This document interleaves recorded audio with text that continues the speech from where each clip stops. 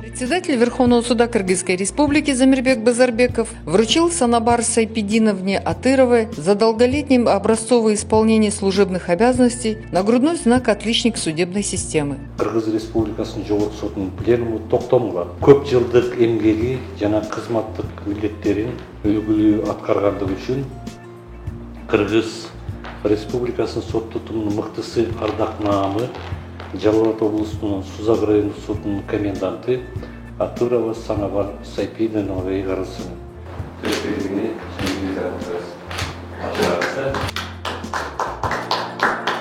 Санабар Атырова около 44 лет проработала заведующей отделом Сузакского районного суда Джалалабадской области. Мен канча иштесем дагы ошо мен ушу баалап, сиз бар экенсиз баалап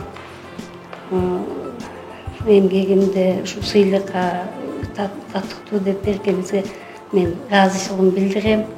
Анан өзүм жакшы көрүп, сүйүп киргенмин ушу сотко. Соттун ишин жакшы көрөм. Азыркы чейин ушу балдарды үйрөтүп, жүремин, отчет үйрөтүп антип.